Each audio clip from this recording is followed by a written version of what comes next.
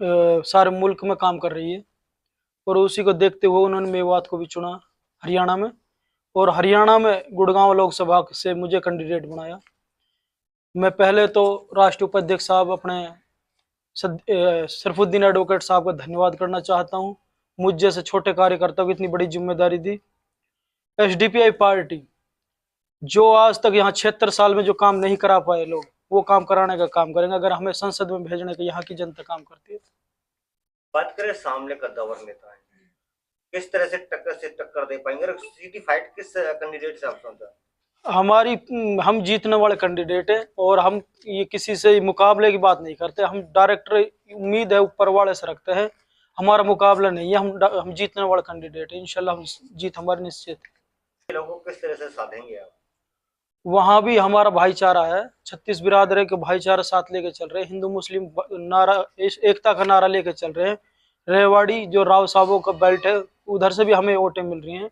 और गुड़गांवा जैसे बादशाहपुर, इधर जो भी समाज जैसे पंजाबी समाज वगैरह रहते हैं, सब जगह अच्छा रिस्पांस मिल रहा है। मेवात में तो ज्यादातर मिल रहा, क्योंकि यहाँ मोमडन की वजह से, और मैं भी मोमडन हूँ, तो इसलिए इंशाल्लाह बहुत ज्यादा हमें वोट मिलने की उम्मीद। आपने मोमडन की बात की, कहीं जातिवाद के ऊपर तो नहीं, वो इस तरीके से कि कहीं से कोई युवा बच्चा अनवर खान इंजीनियर आपके हर सुख दुख में आपके साथ खड़ा है। और जो ये मुंबई से एक एक्टर को बुलाया गया है, और राजा साहब जो यहाँ से 4 बार सांसद रह चुके हैं, उनका विकास भी देख रखा है। एक बार अपने भाई को वोट देकर देखें, इंशाल्लाह मेवात को भी चंडीगढ़ बनाने का काम करेंगे। जो एसडीपीआई का मेवात प्रोग्राम है, उसका रस्मी इजरा किया है, उसे हमने जारी किया है। इसमें हमारे टोटल 7 पॉइंट्स हैं। उसमें सबसे पहले हमने ये मांग की है कि चूंकि मेवात को और इस क्षेत्र को आज़ादी के बाद से बहुत पिछड़ा रखा गया है, और इसका मुकाबला सिर्फ मुर्शिदाबाद से है, वो भी मुल्क का सबसे पिछड़े जिलों में से है।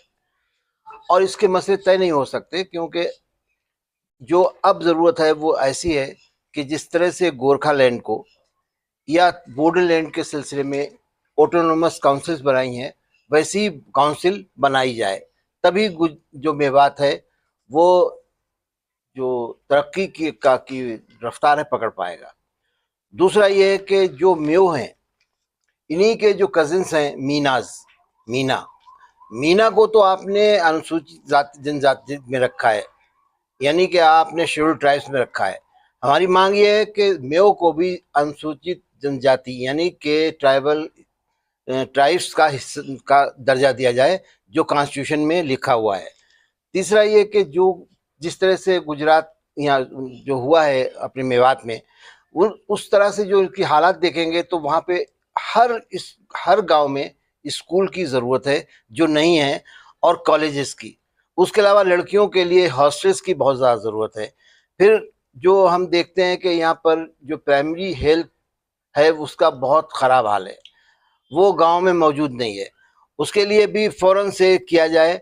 और अगली बात यह है कि जिस तरह से इसे मेवात को बैकवर्ड रखा गया है कि कोई भी चारों तरफ देखो तो बहुत बड़ी बड़ी इंडस्ट्रीज़ हैं जिसमें मेयो के लिए नौकरी नहीं है, तो मेवात के लिए स्पेशल पैकेज दिया जाए, यहाँ इंडस्ट्रीज लगाई जाए जिससे यहाँ पर लोगों को मिल पाए रोज़गार। और एक बहुत बड़ी मांग है कि पूरा हरियाणा लहरा रहा है, पूरा पंजाब लहरा रहा है, लेकिन मेवात के इलाके में कोई नहर नहीं है। मेवात को नहर से दूर रखा गया है। तो सबसे ज़्यादा ये बात है कि यहाँ पर एक नहर बनाई जाए, जो बहुत देरीना मांग है, और इस वक्त एसडीपीआई आ गई है इस मांग करने। और एक बात ये भी है कि ये मेवात जो है बहुत पुरानी तौर से ऐतिहासिक जगह है। यहाँ पर अगर आप गांव-गांव देखेंगे तो किले हैं और तमाम ऐतिहासिक चीज़ें हैं, उनके रख रखाव के लिए सरकार एक योजना बनाए और उनके रख रखाव किया जाए। ये 7 मांगें हमारी हैं, और इसके लिए हमने एक देरीना यानी मुस्तकिल प्रोग्राम बनाया है। ये प्रोग्राम हम पेश ज़रूर कर रहे हैं लोकसभा के सिलेक्शन में अनवर खान के ज़रिए, लेकिन इस पर लगातार एसडीपीआई काम करेगी। और इसीलिए हमारी टीम यहाँ मौजूद है कि हम लोगों को बताएंगे कि अभी तक जिस तरह से मेवात को बैकवर्ड रखा गया है, उसके पीछे एक साजिश भी है, उसके पीछे एक लापरवाही भी है, और उसके पीछे क्योंकि यहाँ पर लीडरशिप नहीं है, तो अभी राजनीति की कमान आम आदमी के हाथ में देना है, और एसडीपीआई उसी का स्ट्रक्चर बनाने के लिए इस सिलेक्शन में काम कर रही है।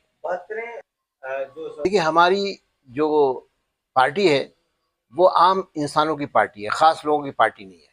ये व्यक्तिवाद पे, शख्सियत परस्ती पे चलने वाली पार्टी नहीं है। हम लीडरशिप को नीचे से लाते हैं, वहां से उभारते हैं। इसलिए हमारे पास जो लीडर है, जो आज हमारी नुमाइंदगी कर रहा है, वो बहुत ज़्यादा फिट पर्सन है। उसके लिए वो सही तौर से ज़मीन से जुड़ा हुआ है। उसका एक काम है, उसकी उम्र भी बहुत कम है, अभी 40 साल भी नहीं हुए, 35 साल 36 साल की उम्र है।